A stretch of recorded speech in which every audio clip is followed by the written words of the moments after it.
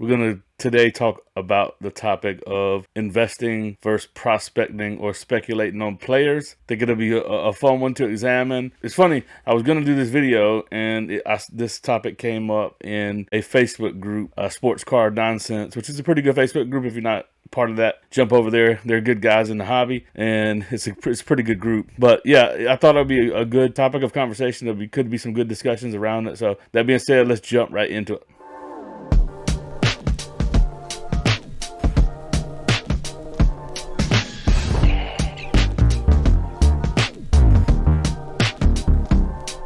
All right, so like I said, you saw the thumbnail, and the thing is, this conversation that was going on over in this Facebook group had most of the people, I don't know, at least 75% of the comments that were coming in were people saying they were investing in mostly all prospects. So I know this is probably unpopular opinion and probably not the way a lot of newer collectors in the hobby think about this, and then it's probably going to be hard for some people to grasp this concept. If you're over leveraged in some of these players, you're probably going to be blinded by your own inventory or blinded by your own collection, and you'll probably just blow me off and call me crazy. Wrong, wrong, wrong, wrong, wrong, wrong, wrong, wrong.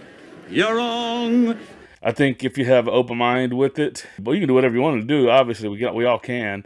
But you could, like, if just like in investing, you can have a diversified portfolio. I talk about it sort of in like almost like finances sometimes, because some people can connect like that. I personally have a background in finances and stuff like that, so I can connect them. But having a diversified portfolio means you have a little bit of speculation. You've got some semi-speculative, but a little bit more proven, and you've got the blue chip proven, and then you've got the absolutely stable anchors in your portfolio. Yeah, I mean, that's kind of the way I have grown to look also at the sports cards that I am putting dollars into, because it is money at the end of the day. I know a lot of people don't like talking about cards and the hobby as an investment or a market, but there's transactions that take place much like a market, and there's some of these really are truly assets. Some of these real high-end cards, and a lot of people have made lots of money. So let's just call it a market, and let's just call it investing for a day. Stick with me here.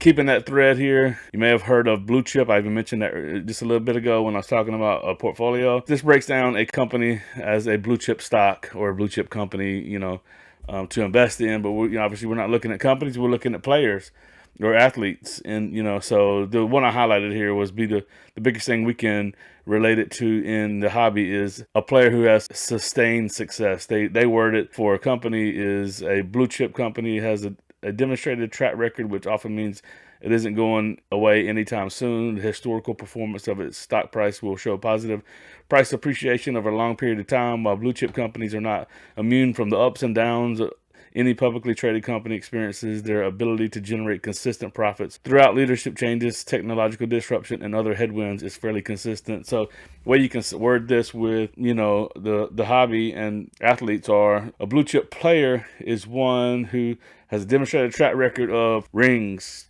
championships, and so they're always going to have collectors chasing their cards, and they're likely going to historically go up over time, but they're not immune to the ups and downs of the just overall market. You see that with Brady right now, and even a little bit of vintage has taken a hit a little bit as well. But most of your vintage is still just rock solid. A blue chip. Most vintage is blue chip. So there you go. That's the correlation there. But that's what blue chip is, and to me, this is what a person worthy of an investment in the hobby should have these characteristics. Some of you may or may not know what speculating is or speculation. To me, that's the equivalent of prospecting. So prospecting equals speculation. Again, this is wording it how it would be in the finance and investment community. What are examples of a speculative investment? Just listen to this. Speculative investing is the purchase of a high-risk assets based on price fluctuations and hunches. I got a hunch, okay? Over solid fundamentals. It's often compared to gambling. It's funny, hunches. I got a hunch. I got a feeling this guy is going to be good. I got a feeling. I think this dude's he's got the talent, he's got the skills. I got a good hunch, right? We hear this all the time, and it is often compared to gambling. Modern examples include crypto, GameStop stock, and angel VCs investing in unproven startups. And I included in here in sports, it's minor league prospecting, college prospects. And now there's the Bowman college players. You can buy them before they become pro, unproven rookies, and unproven players. Even if they're stars in their respective leagues, they could still get injured or be traded to a terrible situation that changes the entire course of their careers. So any player that you think right now, there's no way they could veer off course and and not become a Hall of Famer. You think they're great and they're going to be great. Always the risk that something could derail them from what you think they're going to be, because they're not there. They're not that yet. You and I think they're going to be what we think they're going to be. We've seen this over the course of history, over the course of sports all the time. Look at Alex Smith, the number 1 pick, broke his leg, and then his leg got infected, and he almost had to have his leg amputated.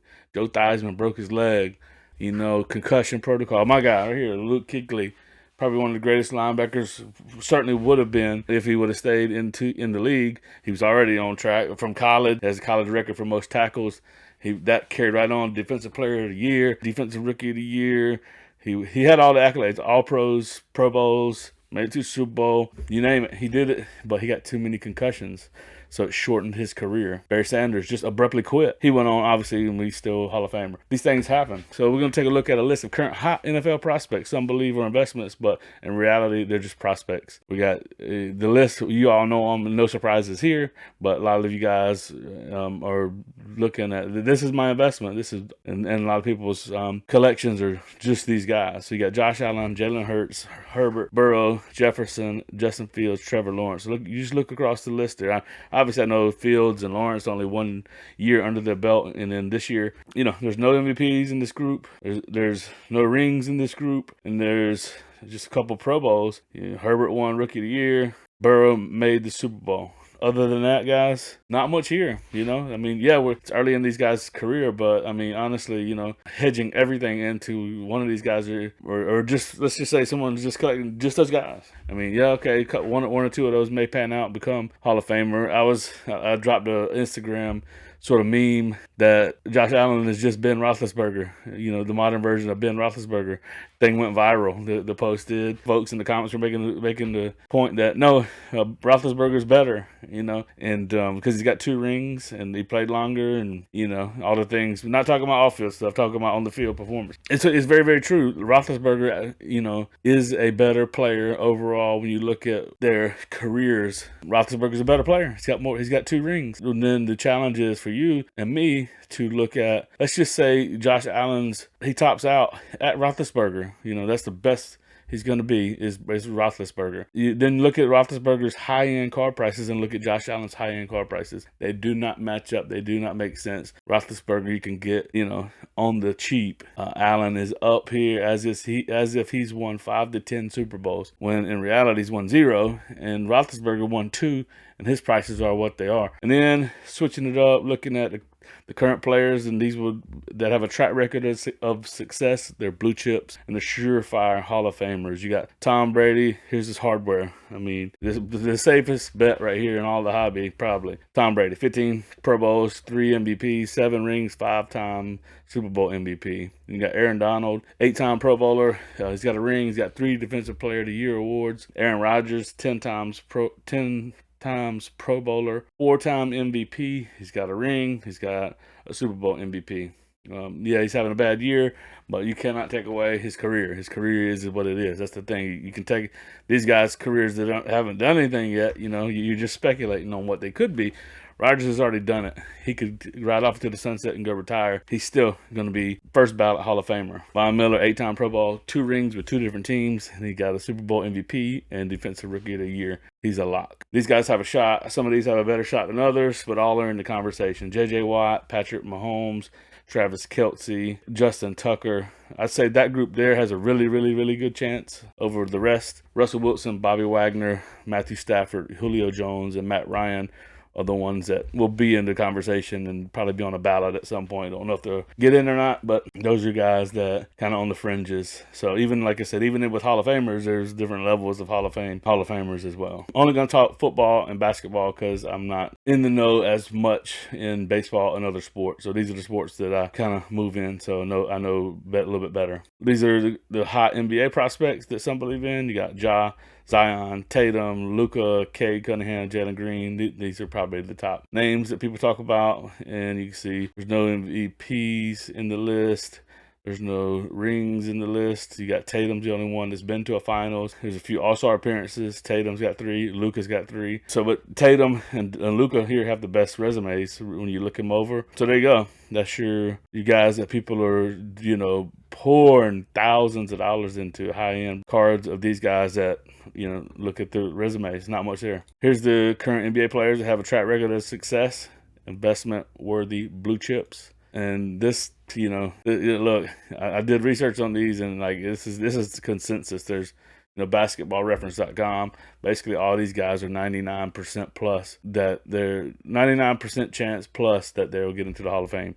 The first 3, honestly, there will be zero debate about it. Steph with 2 MVPs, 4 rings, 8 All-Stars, and All-Star appearances, and a Finals MVP. LeBron with the most hardware here, 4 MVPs, 4 rings, 18 All-Star appearances, 4 Finals MVPs, and a Rookie of the Year. Kevin Durant, 1 MVP, 2 rings, 12 times All-Star, 2 Finals MVPs, a Rookie of the Year.